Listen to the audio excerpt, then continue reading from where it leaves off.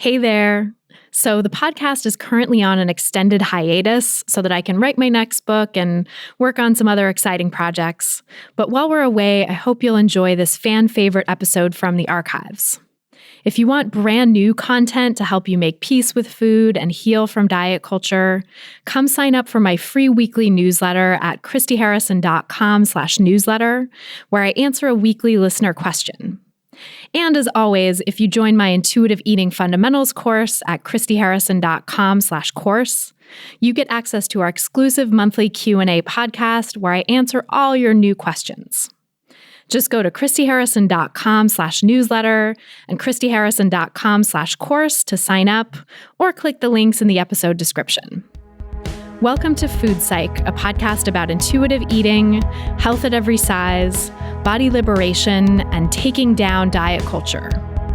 I'm your host, Christy Harrison, and I'm an anti-diet registered dietitian, certified intuitive eating counselor, and author of the book Anti-Diet: Reclaim Your Time, Money, Well-Being, and Happiness Through Intuitive Eating, which is available wherever books are sold.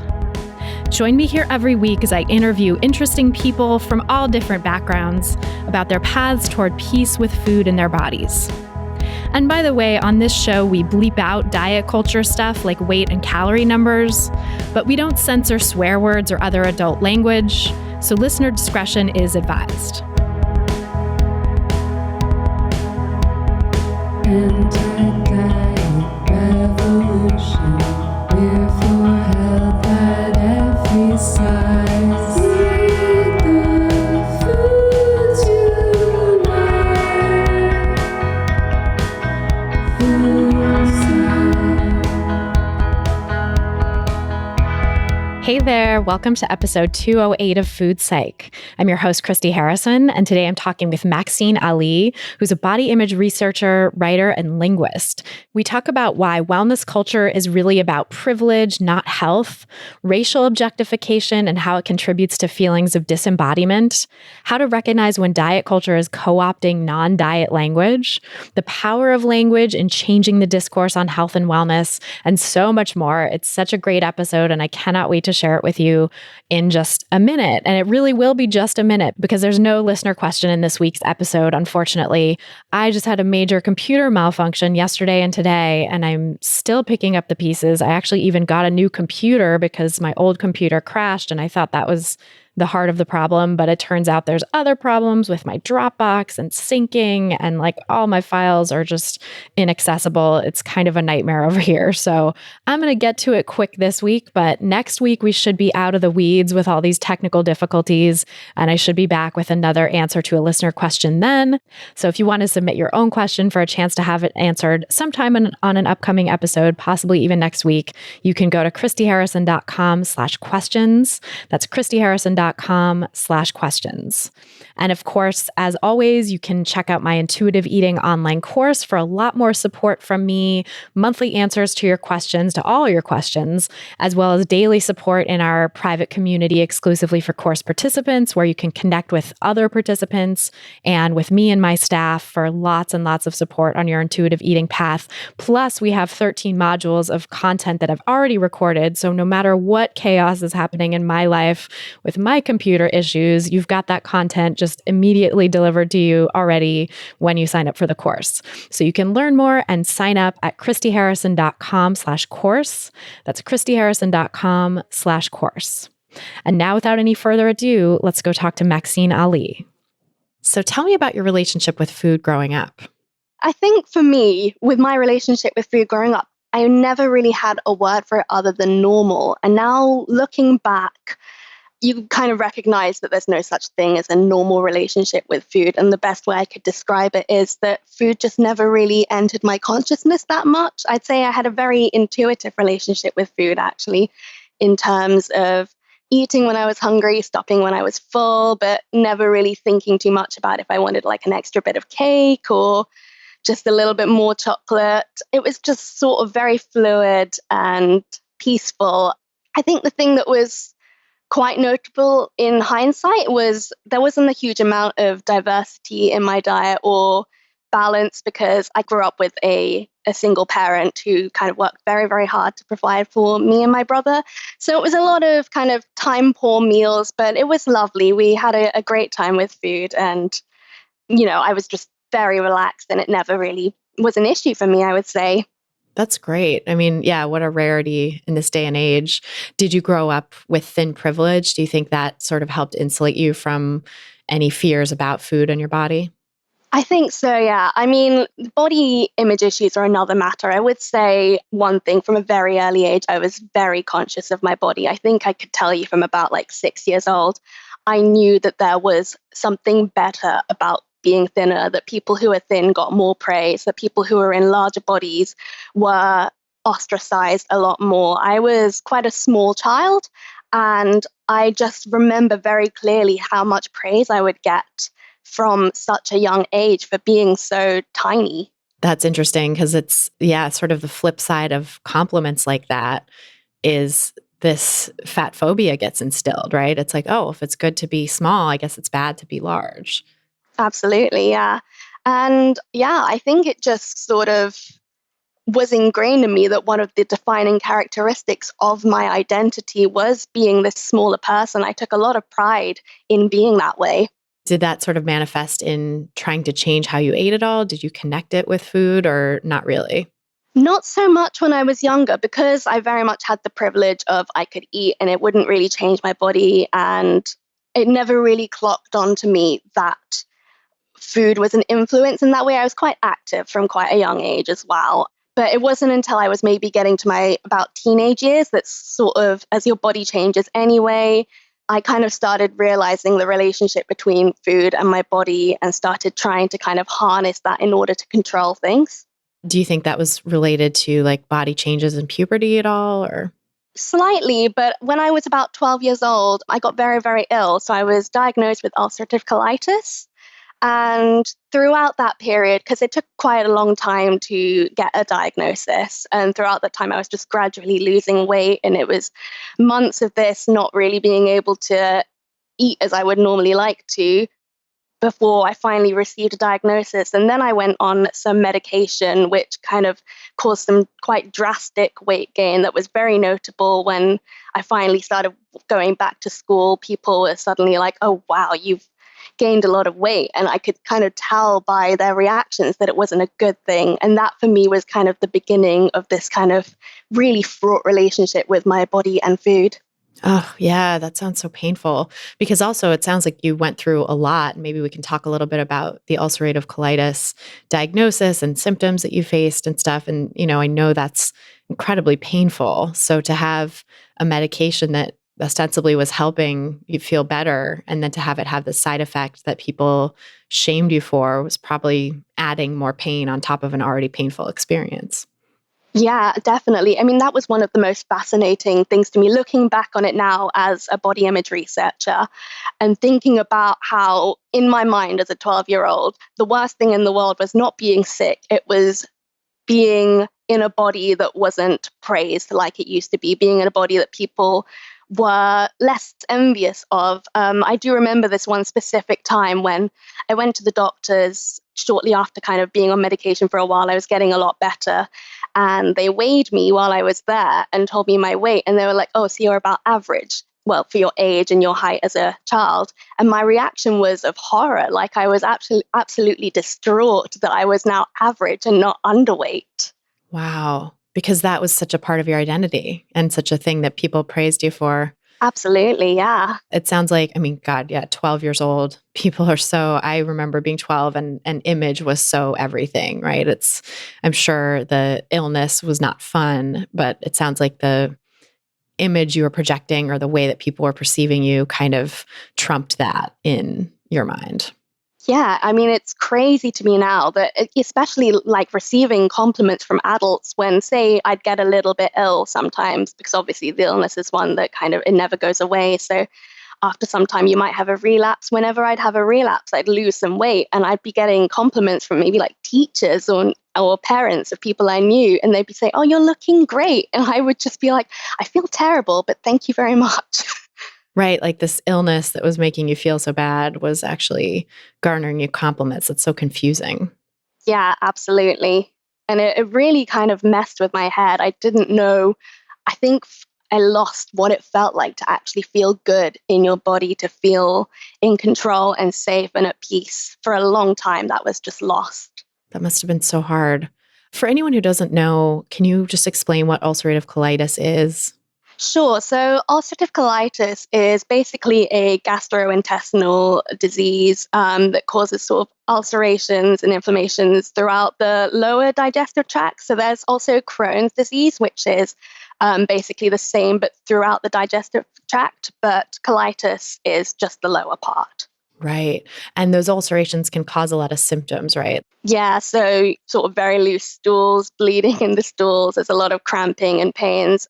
It's fascinating now just to kind of diverge a little bit. I hope you don't mind. Oh, yeah. But I'm doing a lot of research at the moment into sort of looking at the discrepancies and diagnoses for people with ulcerative colitis based on their gender. And so many people, especially women, will experience a misdiagnosis because around the age they're having all these body changes and it's like, oh, it's just period cramps. And I remember that being part of my experience so much. That's really interesting. So people are not getting the diagnosis they need because it's being mislabeled as period cramps. Wow. Yeah. So that must have been a long process then of trying to get a diagnosis. I think it was about, I would say maybe 9 months it took in total. So yeah, it was a lot of sort of tests and not really coming up with conclusive answers. And it was a lot of just very chaotic time in my life, I would say. And how did that change your relationship with food in your body? Once I realized that there was kind of a lot of jokes were going around at school, like, oh, you just, you've eaten so much, or just like, the standard fat phobia jokes. I don't need to go into that nonsense. But yeah, those would kind of come out a lot at school. And then I kind of put 2 and 2 together that people clearly thought it was because of what I was eating, because obviously that's the only way you could possibly be gaining weight. And I just started restricting. I very quickly just thought, well, the only way I can make sure that this doesn't happen when I'm on this medication is just to not eat. And very much became someone who just avoided food as much as possible. It terrified me to my absolute core to have even the tiniest thing to eat. And I almost justified my behaviors in my head because in my mind, I was thinking, this is because of my colitis. This isn't because I'm afraid of gaining weight. This is because I just want to take care of my body, because you know how diet culture tells you that being thin is healthy, and therefore I'm taking care of my body by making sure I stay thin. So in my mind, I didn't see an issue. It was just something that you do. God, that is such a profound example of how normalized disordered eating becomes in diet culture, and especially around chronic health conditions like this. Absolutely, yeah. And I know now you research on chronic health conditions too, right? And talk about the sort of embodiment experience or disembodiment that people can feel when they have a chronic health condition like that. And it sounds like this is a very clear example of that type of disembodiment. Absolutely, yeah. I mean, so much of my research stems from my own experience, and I feel maybe not lucky, but I would say that I feel like I've learned so much from my own experiences, and all of that has kind of come to this incredible pursuit in what I do in body image research, and just unpicking the different complexities around why we have such a complicated relationship with our bodies. Yeah, so I'm curious to kind of go into like how you got into this career, right? How you started to, I mean, because I know you were also a wellness editor for a while. And do you feel like your experience with UC kind of pushed you in that direction, trying to figure out wellness and how to eat for your health? Definitely. I mean, I could say that I'm the definition of diet culture got me good, because I was right in there at the heart of it for about a decade. I would say I was experimenting with all these different kinds of diets. And then I think when I got to about 18, so I was just about to leave for university, I fell into sort of the clean eating culture. Instagram was just kind of starting up, and there were all these sort of beautiful people on social media saying how they'd cured themselves of XYZ because they'd been eating a clean diet. They'd been cutting out dairy and gluten and sugar and all of this other stuff. And I want to say that it was just for my health, but I knew, like deep down, that you restrict food, it results in weight loss. That's just kind of how it goes, and at least initially anyway. And so in my mind, I thought I'm pursuing this kind of health. That's the one thing. It's encouraged me to eat more, but only in quantity, definitely not in terms of like, I wasn't actually eating a variety of foods. I was just eating a very restricted diet. And I just thought it was for my health. And that was kind of how I got into initially what started as kind of my writing online. I wanted to write about wellness. Suddenly I was in this very glamorous, very aesthetically pleasing environment where everyone was supposedly glowing. They were very much embodying the thin ideal, or the healthy ideal, as they like to call it, and singing their praises of how wellness was not restrictive. It was a lifestyle. It was very much, their whole way of being. And for me, it sounded idyllic as a very impressionable young person who just wanted to kind of feel a sense of control in their body. Yeah, that makes so much sense, especially when your body was doing things beyond your control. It sounds like with a chronic illness like that, you can't really control, especially with something that flares up periodically and is not easy to pinpoint. I think it's so easy to get to a place of thinking like, oh, it's the food I'm eating. It's, I need to cut out these foods in order to manage my flare-ups, and I won't have a problem if I cut out these foods. And I think it's so important too, what you said about like this thing in the back of your mind of like, and also I'll be thin or I'll get thinner. The diet culture messaging is so tied up with messaging about health. And I very much identify with the idea of like ostensibly doing it for your health, but secretly also having this weight loss goal. Like I also have a couple of chronic illnesses that weren't diagnosed until after I started disordered eating to kind of try to manage them or manage the symptoms of what I didn't even know were chronic illnesses at the time, and got really down the rabbit hole of quote unquote wellness. Although it was kind of like the very, very early days where it was more like Michael Pollan, like Eric Schlosser, kind of like whole foods, avoiding processed, quote unquote processed foods and all this stuff. But it didn't really have the label of wellness or clean eating yet, but it was like the proto version of that.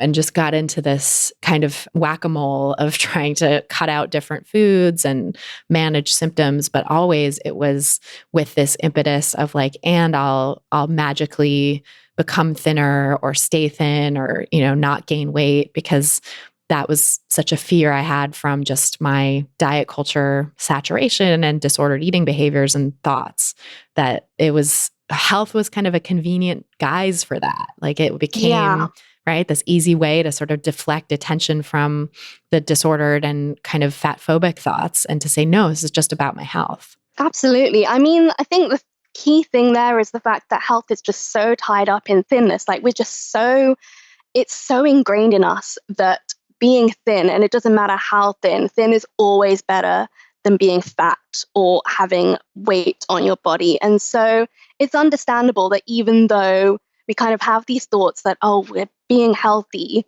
health is always intrinsically tied to thinness. So we naturally assume that by being, well, I say quote unquote unhealthy because it's not healthy, but by pursuing this ideal of health that clean eating or however it's being cast is, we just assume that thinness is the inevitable outcome. Yes, exactly. Like the picture of health for all of these different wellness plans is always thin. Like it's inevitably someone thin is held up as like, this is what your body will look like. Even if it's not overtly said like that, it's very much implied in the Instagram images of people, right? The quote unquote wellness influencers, the people who hold themselves up as exemplars of this wellness lifestyle. They're always thin. And oftentimes too, like, white, young, able-bodied, cisgender, all the things, right? Like the sort of mythical ideal of what a body is supposed to look like in Western culture. I mean, it's essentially just all the hallmarks of privilege, because what health is really feeding us, it's not just feeding us beauty, it's feeding us the aspiration that comes with privilege, all the economic privileges that come with being thin, the greater ability to get opportunities that people in larger bodies are not afforded because of fat phobia. Same goes for people with disabilities, just don't have the same access to these opportunities as someone who isn't an able-bodied. So what they're portraying there is health, but it's really just the guise for privilege. Yes, such a great point. And because it is so rarefied, right? This wellness world is so inaccessible to the vast majority of people. The idea of buying like bunches of kale and blenderizing them down into one drink that you drink, as your part of your breakfast or whatever, and then doing it again multiple times a day is just like ludicrous to someone who is living on a more restricted budget. Yeah, absolutely. And I'm curious too to talk a little bit about the racial aspect of this too, because you posted recently on Instagram a really interesting post about objectification, body objectification, and disembodiment through racism, basically racial objectification and how that like alienates people from their bodies. And I think that's kind of an important piece of that picture, the false picture of health that wellness culture holds up too, is that, it is often white or at least Eurocentric beauty ideals that are held up as the supposed picture of health. Yeah, definitely. So, I won't claim that I'm an expert on sort of the racial aspects of body image. This is really just an area that I've started investigating in myself, again, informed by my own experience because I'm mixed race. And I never really probed it myself until I started thinking about all the experiences of objectification that I received in my life and the way that they always had this sort of racial tinge to them, like saying, oh, you look so exotic, or just all this questioning about where I was from. So when I started, again, looking at how that might have affected my relationship with my body and how that might, in general, affect people of different ethnicities, it becomes very evident that because the norm is seen as white, anyone who is not white is an other. And so we start internalizing this language. We start kind of seeing ourselves as other. And that naturally leads to this feeling of alienation in our own bodies. And we can't actually tune into those sensations. We can't, for instance, intuitive eat quite as innately because we don't know what it's like to just be peaceful in our bodies. Yeah, because there's such attack from the outside in the form of microaggressions, which might not seem in and of themselves to be quote unquote a big deal, but you're fielding these things all the time, right? The question of like, what are you? Or being called exotic and all of that is, really othering you instead of saying just like, let's talk about you as a person, right? Not like focus on your body and how it looks. Yeah, and it's so routine that it becomes a point where you just expect it and it does just become your identity. The otherness is you. And obviously that's really destructive when you kind of think about yourself in that way all the time. Oh, yeah, completely. And it makes it a lot easier probably to engage in sort of other distancing behaviors from your body. Like you mentioned a research study that I hadn't seen that sounds really interesting, that like people who experience racialized othering or racialized objectification actually have higher rates of disordered eating, which makes a lot of sense given that disembodiment that you talked about. It does. And I wish I could say that I had more research into this, but you know how it is with a lot of eating disorder research is it does just focus on a lot of white privileged women. Unfortunately, the research just isn't there to kind of really delve into more of why this might be an occurrence. It's something I'm definitely probing myself and kind of hope to do more so in the future. That's great. I mean, I feel like we need so much more research into that because, eating disorders were so, like, for decades have been kind of construed as this privileged white woman's disease instead of acknowledging all the ways that they show up in the world that can look different than how they might show up in a privileged white woman who goes to a treatment center, and a thin white woman at that usually, right? It's like all forms of body privilege. Yeah. This is so interesting, this research. And I want to hear more about your own trajectory of how you, first, how you got into like the wellness editing world, which I know I was a part of too, the health journalism field. And that is just such a minefield for anyone who struggles, and also such catnip for anyone who struggles, I think, right? It's so normal to be attracted to that field or to related health and wellness fields when you're struggling with your own stuff, because it feels like, oh, if I start researching this and become really knowledgeable about this, that I'll unlock the secret. I'll crack the code of how to be thin and healthy and have all my problems go away. Yeah. So I guess going back to how I got into wellness editing then, I graduated from uni with a degree in linguistics, and I was very much like, I want to work in health. I want to help people learn how to eat really healthy. I want to be that person that helps everyone just get a handle of their health. That's sort of that savior complex that you have when you think you've mastered food and you want to share it with the world. So Been there.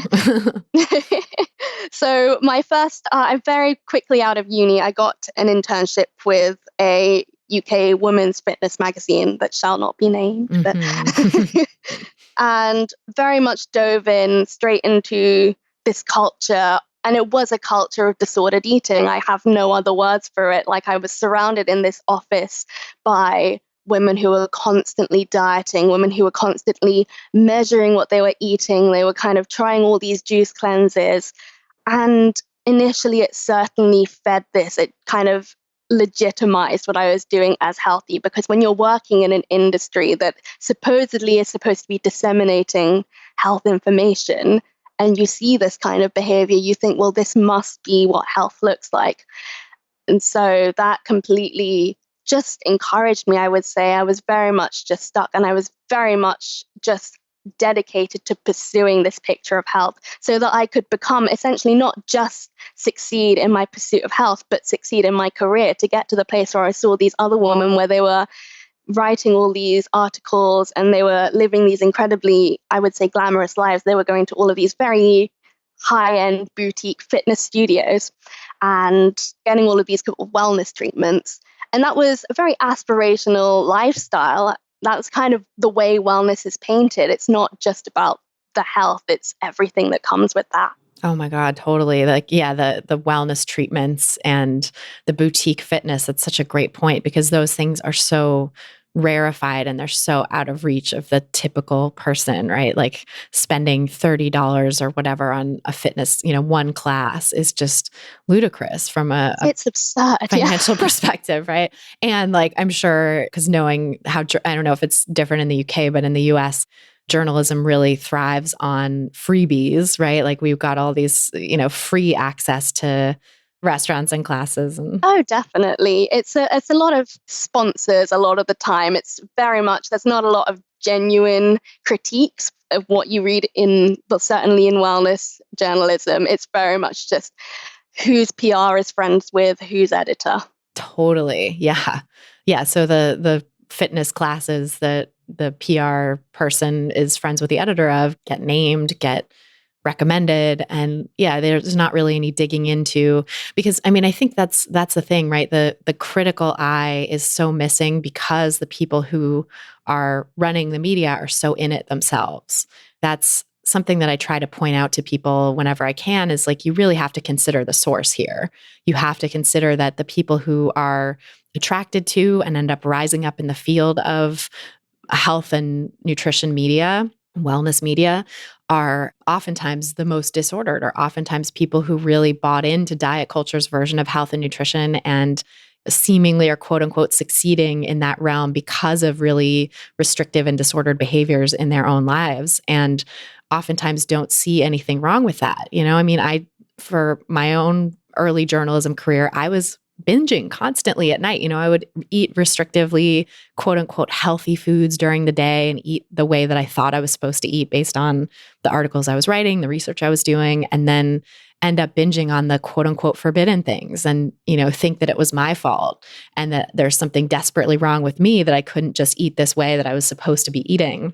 Never occurred to me that the way that I was telling everybody else how to eat was creating the binges, And so I think it's just, you really just never know what's going on behind the scenes for some of these people in positions of power in the health and wellness field. Yeah, absolutely. And I guess that comes down to the crux of it, of when you don't have people who have actually been educated in an area, if they don't know what they're writing about and they're just almost taking whatever they read and passing it on, and it becomes this vicious cycle of just diet culture just getting reproduced over and over again. It's hard to break that.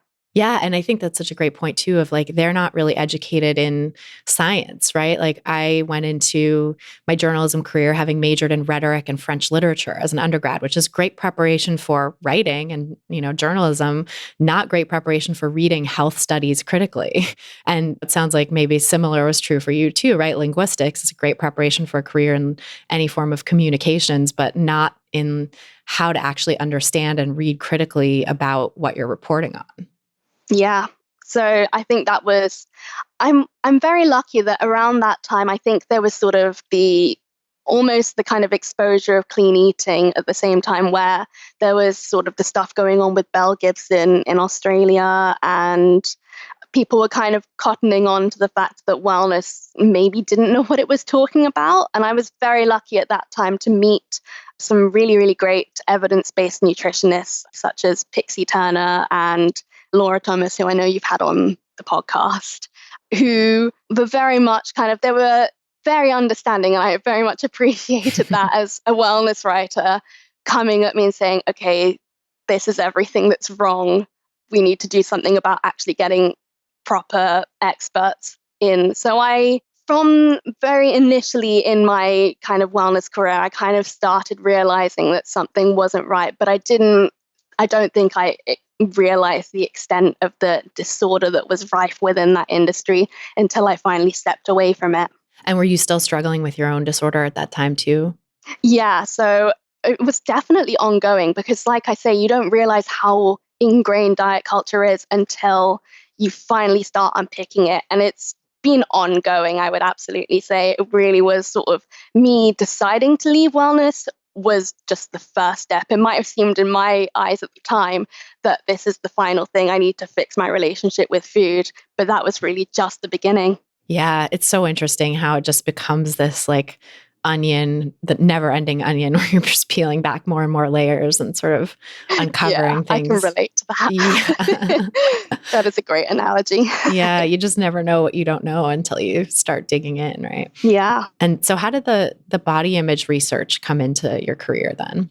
So I left wellness. I had a very terrible experience with my last job with wellness, where they were awful. I'm going to just put it straight. It was awful. It was so much information that by this time I knew was not evidence-based, so much demonization of processed food. And I could see how this was also just being incredibly discriminatory. Like in my mind, the work that I was surrounded with was so elitist, so exclusionary, had no interest in helping people actually be healthy. And I thought that this is just despicable. And so I was so unhappy in this job that ended up leaving after 3 months. It was very fast and probably the best thing I've ever done.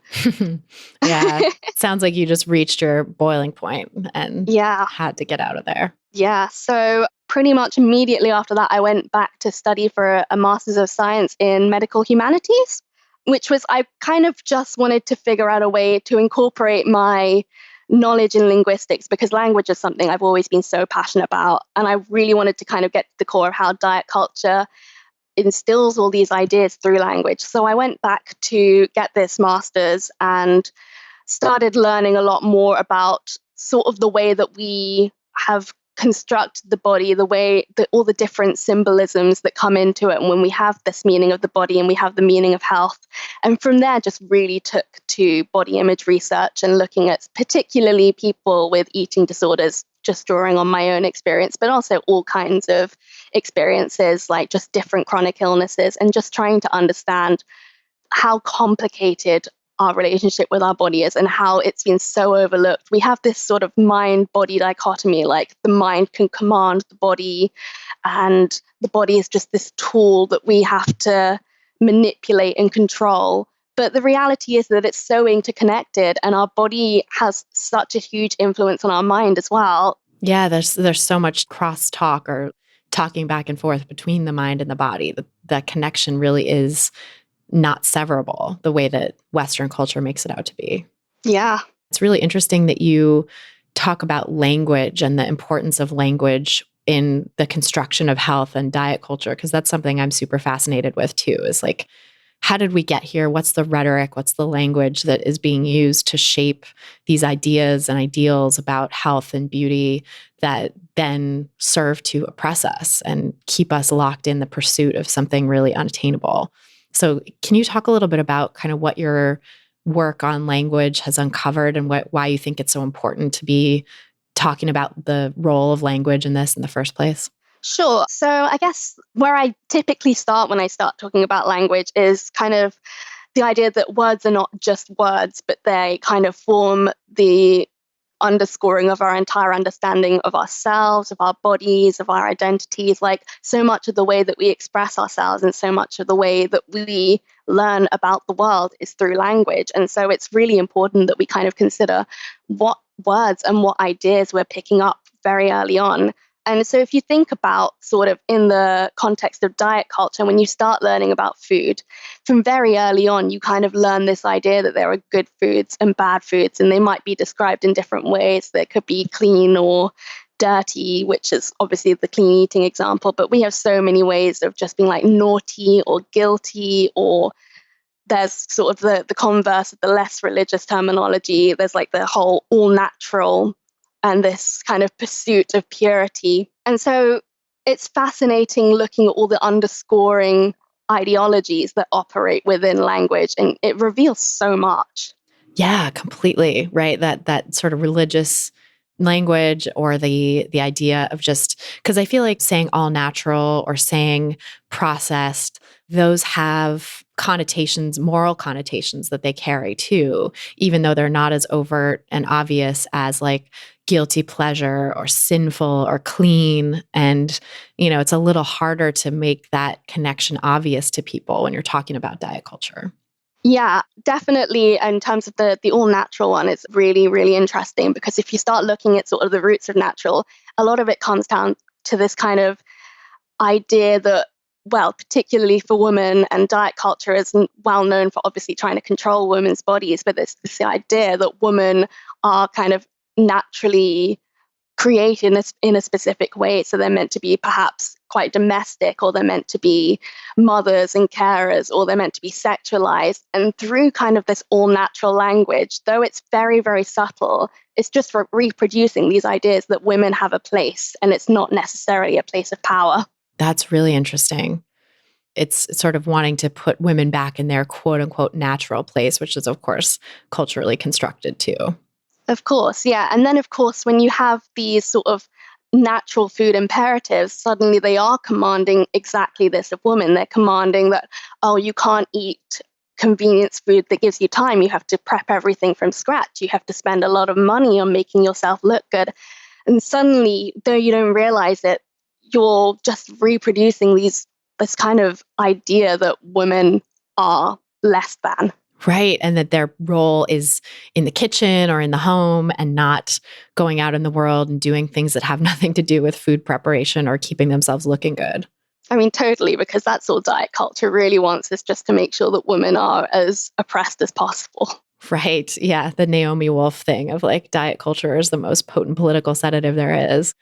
It really is. And that's so interesting too, because, this is a time when women have arguably the most freedom that they've ever had, and women in Western culture, because of the internet, because of the regulations that have been put in place for workplace equality. And it's certainly very, very imperfect and lots of work still to do on that front, as evidenced by like the Me Too movement and the pay gap, which especially disproportionately affects Black women and Latinx women. So there's many, many things to be done. But I think as it goes, this is probably one of the times when we've had the most freedom to like work outside the home and do our own thing and make our own destiny career-wise and even relationship-wise. The necessity of marriage is not what it used to be.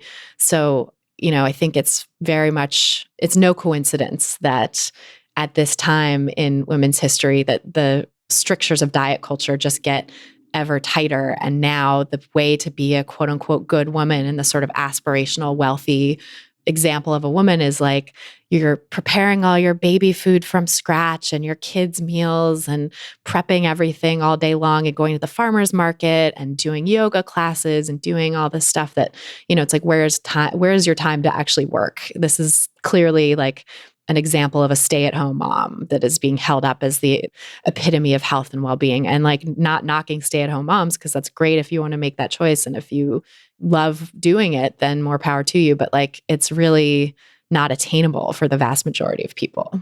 Definitely. And I think you've really just hit it on the head there in terms of this culture of being the stay-at-home mom, or just the person that kind of is so domestically oriented, that is now the pinnacle of health. But it's the way that diet culture has kind of been so insidious that it's like this elective oppression now among women, where people will choose to do that because they think they're being empowering. They think by commanding their body in this way and by molding themselves to achieve this ideal, they are somehow the empowered, when actually they're perhaps more confined than they have ever been. It really is this elective oppression and this prison of, because it's also, it's being sold as this isn't about health, or this isn't about dieting. This isn't about the like diets of decades past, which are so passé, and we don't do this anymore. This is just about wellness and like taking the best care possible of your body and your family.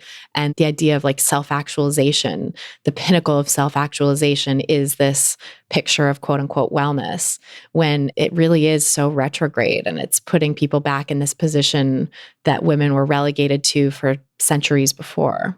Yeah, I think it's kind of drawing on that notion of self-surveillance. Like now, diet culture can't be blamed for oppressing women. It can't be blamed for telling women that they have to be thin in order to be good, because women are electively choosing to do that, because things are so framed now as, by doing this, it is a good choice. You are empowering yourself. You are choosing to make yourself confident. You are choosing a better life for yourself.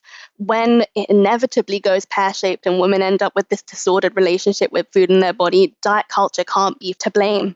That is such a great point. And yeah, because diet culture can really hide behind this language of like choice feminism, which sort of became the like central mode of feminism in like the third wave. So now it's like, well, it's your choice and it's empowering, and preying on the issues that people have with our culture in general that are so much larger, like how exhausted everybody is, right? Income inequality keeps people like running on this hamster wheel, and racial inequality and gender inequality keep people oppressed. And we know that oppression is stressful to the body and actually is really strongly associated with and likely causes many of the health conditions that tend to get blamed on food now and on like the food environment. And so it's this perfect storm of like, we have these needs that aren't being met by our society, and this culture of oppression and many systems of oppression that intersect in many people's lives that people are struggling against. And then the solution diet culture offers is like, fix your food environment, and then everything will be okay. So I can see why people get so sucked into it, because I mean, the problem is really so much bigger and so much more at the cultural level, really going back to like problems with capitalism and patriarchy and racism, but it's so easy to like treat food as the magic bullet to address all those things. I mean, it's far easier to sell as well. Like, you can't really start selling to people political change because it changes the status quo. And that means that certain systems are not powerful. They can't dictate these oppressions anymore. So it's far easier to just promise people that food will be the be-all and end-all of all your problems. Yes, I know completely. And in doing that, it upholds those systems of oppression, right? It's like just a really convenient way for people to distract people from what's really going on. And I see this so much in the rhetoric around chronic illness too, where whatever is going on in someone's life to create the conditions for chronic illness. And oftentimes, as it was for me and many people that I've worked with, the trigger for the chronic illness in the first place was disordered eating. Then diet culture comes in with its prescription to change all your food instead of giving you the sort of awareness that maybe the way that you've been conditioned to eat in this disordered way is actually what's really at the root of the problem. I'm curious to hear more about your research with the discourse around chronic illness and what you've seen in that regard. Sure, yeah. So a lot of my research, initially when I did my undergraduate, I was very much interested in the relationship between body image and in people with sort of non-visible disabilities, because obviously you get this reaction where your internal self doesn't really correspond to what people see on the outside. So from the outside, you might appear as healthy. You might not embody, say, the healthy ideal where people are sort of expecting you to be extremely fit, have this kind of relationship with exercise where you compulsively move all the time. But on the outside, you do look like your body could achieve anything, or that's essentially what diet culture wants you to believe. But on the inside, you're not feeling that. So when you have this kind of discrepancy, the language that comes around it is, if you're not trying hard enough, if you're not taking responsibility, then you kind of get ill. It's really fascinating. That is really interesting. It's, the sort of neoliberal idea of putting all the responsibility on the individual instead of looking at other factors and cultural conditions. Yeah, and of course, by doing that, you kind of excuse sort of systems from actually taking any responsibility. You make it so that people don't actually have to care whether there is a system to support people with disabilities. They don't have to care if there is enough resources for people with mental illnesses, because the onus is not on everyone. It's just on the individual who's suffering. Yeah, and that's so painful for the individual. Part of why I started this podcast was to help people feel less alone in their struggles, because so many of us, I think, suffer in silence with mental and physical health issues that we blame ourselves for because of this ideology of personal responsibility, instead of seeing it as something that so many people have, and that maybe this is bigger than all of us. Maybe this is actually something going on in our cultural systems and systems of oppression. Of course, and this is why I think the language is so important, because once you start a discourse around this, once you start actually speaking out and saying that these are the things that affect us, this is how diet culture affects all of us, how healthism affects all of us, then you can start actually changing the narrative. Right, exactly. And you're so right that language really is the basis of our ideas. It's, no matter what kind of a learner you are, I think most ideas get transmitted through words, right? Through language. And so being able to change that discourse, which is super hard as diet culture gets sneakier and sneakier, and we have to be more and more vigilant, right? But I think it's such an important project to try to really tease out the language that is creating these systems of oppression. Of course. And unfortunately, I think diet culture has kind of got the one up on most of us, or it knows its power. It knows how it can manipulate language in order to manipulate us. So obviously, we're seeing it now in terms of diet culture co-opting the language of body positivity and size acceptance, but not really, because this is about wellness, but you should still try to lose weight. And there's this idea that I have that I'm working on in my research, which is the non-diet diet paradox, which is this idea, obviously, that food restriction is still promoted, but through a non-diet discourse where it's not about weight loss, it's about health, it's about feeling good in yourself. But of course, you can only feel good in yourself if you are losing weight. Right. Weight loss is still very much a part of it and central to it, but it hides under this discourse of wellness. Of course. And I think that's such the thing where it's like all these people who are trying to escape diet culture are suddenly turning into this new trend, not realizing that it's just repackaged in a new form.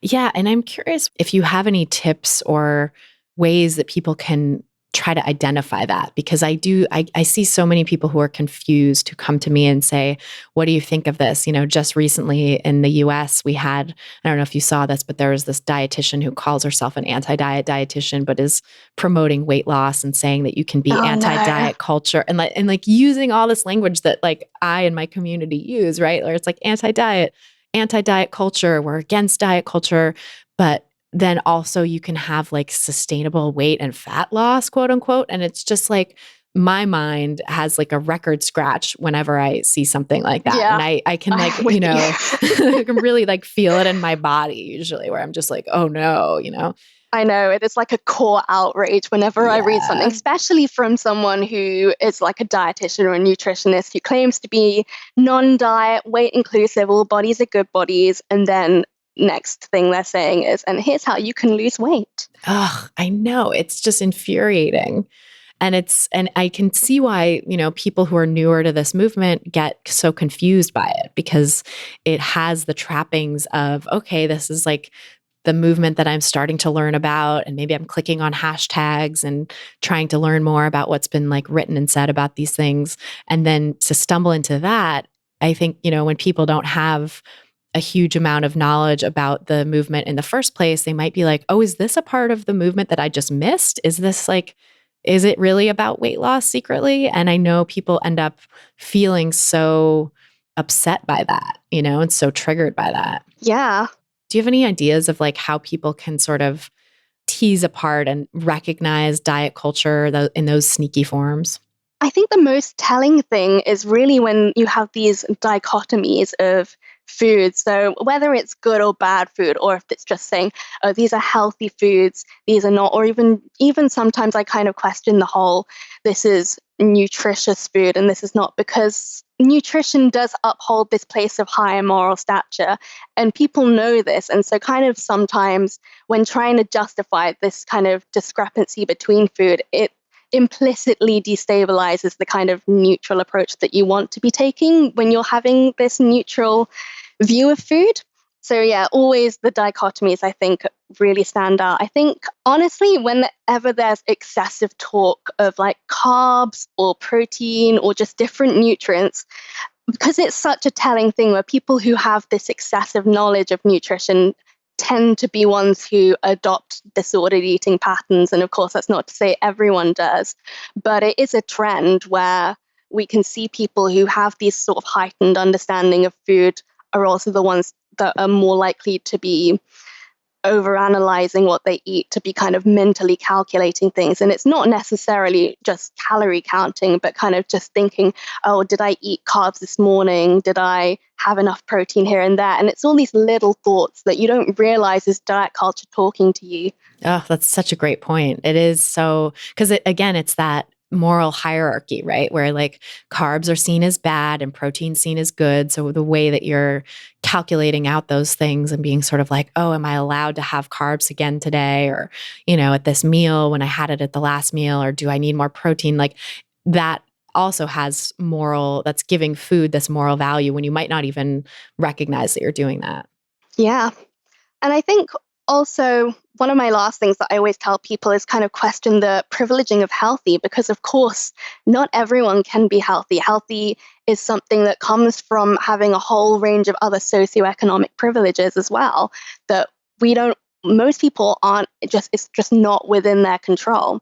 And so when you see people kind of campaigning that, oh, you can stop dieting and be healthy, you can eat intuitively and be healthy, I find this conflation quite uncomfortable, because, of course, it's not necessarily the case. The intention is that you find a peaceful relationship with food where the kind of turmoil of disordered eating isn't ruining your life.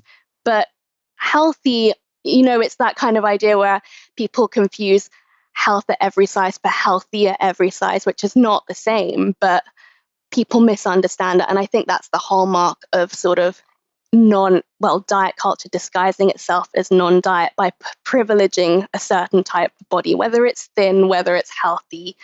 It's just putting this body on a pedestal and making it a goal instead of treating all bodies as equal. Yes. And healthy is such a subjective term, right? It's so culturally constructed. And what does that even mean? For someone like for us with chronic illnesses, it's like, I'm never going to be disease-free, but health can take many different forms, and we can construe it as something that's a resource that's available to whatever extent we want to invest in it, but not something that is like a hierarchy to judge ourselves by, or to a binary to say healthy versus unhealthy. Yeah. And of course, your health status should not affect your moral status. Like, people should not be judged based on whether they're good or bad because of their health status. I mean, it's ridiculous that they are, but... Yeah, completely. And that goes back to healthism, right? Where you're talking about the kind of philosophy that holds health up as the supreme moral value and excludes people based on their perceived lack of health, which is just, I think that's the aspect of diet culture that's really coming to the fore since the turn of the millennium, and that aspect of diet culture that's trying to disguise the other fat phobic roots of diet culture is this healthism. And of course, weight is tied up with perceived health in this healthist view. So it's like, well, of course you want to lose weight, or of course you're going to be thin in order to be healthy. And healthy is the supreme value that you could hold. And if you're not quote unquote healthy, then something is dreadfully wrong with you at like a moral level. Yeah, exactly. It's just another system of oppression, another way of judging certain people and as less valuable and less worthy than others. Yeah. And it's so stigmatizing. Yes. And all of us really have some type of health condition, I would say, that, or the vast majority of people anyway, that have. I mean, definitely. I mean, there's so many things that are construed as health conditions that we all experience especially as women, there's all sorts of things that we go through every day that are painted as health conditions that may play a role in our lives in terms of our health, but to kind of take health as an objective value is just incredibly misleading. Right. And yeah, it's like if so many people have these health conditions or what are painted as health conditions, then is that really something to be pathologized, or is it just part of being human to have our bodies have certain levels of functioning that differ throughout our lives or differ from person to person? Because healthism really is an ableist philosophy too, right? It devalues anyone who has a disability or perceived disability. Yeah. It's such a interesting rabbit hole to go down, this idea of like I know wellness and how it's construed. And I love that you're doing this work because I think there's too few people out there focusing on the intersections of like wellness culture and diet culture and really identifying how supposed wellness culture is actually just a new form of diet culture in disguise. I think there's a lot of people are maybe starting to get the message that body size doesn't equal health, and like very imperfectly getting that message in a lot of cases. But I think less deeply explored is the idea that quote unquote wellness, we're not just saying like, it's okay to be healthy or it's okay to be larger bodied as long as you're healthy, but that's actually part of diet culture too. That message is problematic in and of itself. Mm-hmm. Yeah. So yes, I'm grateful for the work that you're doing.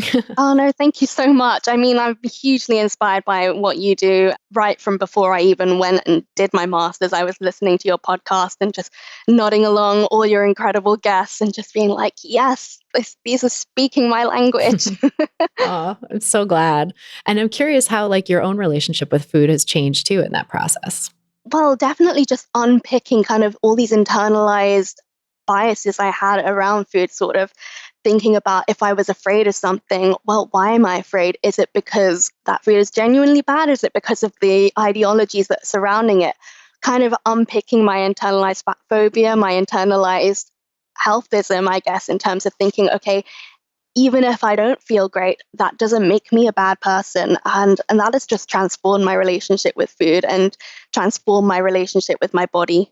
Yeah. And that idea of even if I don't feel great, that doesn't make me a bad person is so liberating, right? Because it's definitely, you don't have to obsess over your symptoms and try to connect it to like what you ate and have it be this thing of like your own personal responsibility for making sure that you eat quote unquote perfectly all the time to ever avoid feeling bad. It's a much more humane and human way of seeing things to say like, maybe sometimes I am going to feel bad and that's okay. Yeah. And kind of that's the beauty of intuitive eating is you're so in sync with your body, and maybe not all the time. Sometimes there are occasions where, you're sitting at your desk and you're maybe not thinking about what you're eating so much because that's life and you have to be compassionate towards that as well. But just knowing that maybe just whatever I eat, as long as I'm enjoying it, as long as it's what I choose to do and I'm not being influenced by all these external factors that are telling me that I should and shouldn't do that, that to me is so empowering, regardless of how I feel. Yes.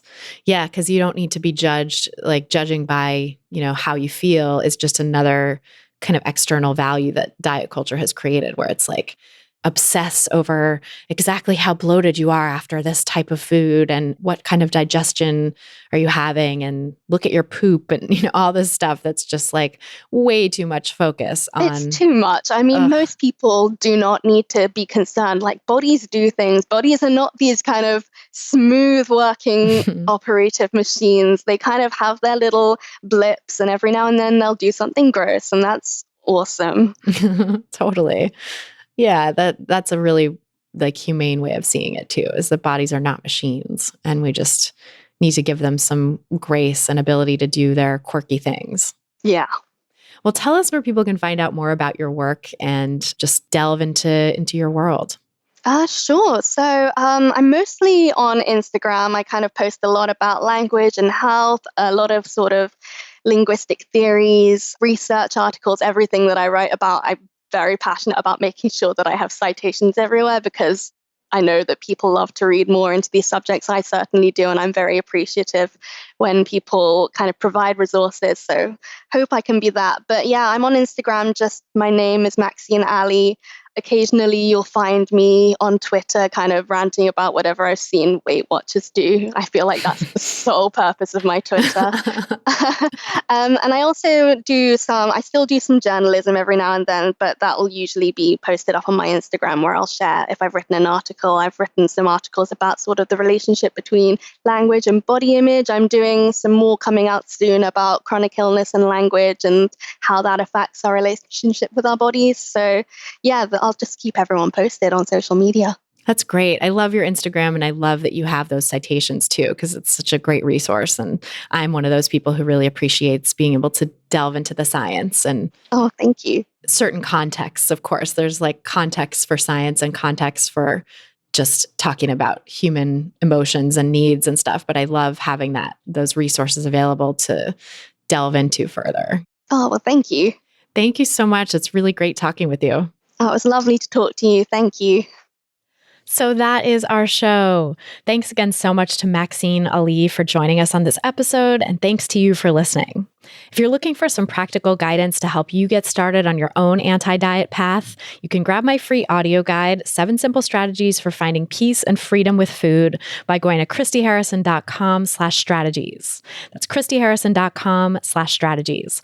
Also, if you like this podcast and you want to share it with friends and family so that more people get the anti-diet message, please subscribe and help them subscribe by going to christyharrison.com/subscribe. There you'll find all the places where you can subscribe, all the different podcatchers, as they call them, for you to subscribe to the podcast. And you can also leave a nice rating and review in your podcast provider of choice or podcatcher of choice. That is a great way to help new listeners discover us. And I also really appreciate getting the nice messages. This episode of Food Psych was brought to you by my forthcoming book, Anti-Diet: Reclaim Your Time, Money, Well-Being, and Happiness Through Intuitive Eating, which is available for pre-order now at christyharrison.com/book. That's christyharrison.com/book. Be sure to pre-order it so that you get it as soon as it drops on December 24th. And when you pre-order, it also helps get the book on bestseller lists, which helps other people discover the anti-diet message and therefore helps change the world in some small way. So check it out and pre-order now at christyharrison.com/book. A big thanks, as always, to our editor and sound engineer, Mike Lalonde, who is having to work extra hard on this week's episode because I am in the midst of so many technical difficulties and have had a lot of edits to make on this intro and outro. So thanks, Mike. And thanks also to Vinci Chue, our community and content associate, and Julianne Watasek, our administrative assistant, for helping me out with all the moving parts that go into producing the show every week. Our album art was photographed by Abby Moore Photography and designed by Meredith Noble. And the theme song you're hearing behind me now is by Carolyn Pennypacker Riggs. Thanks again for listening, and until next time, stay psyched.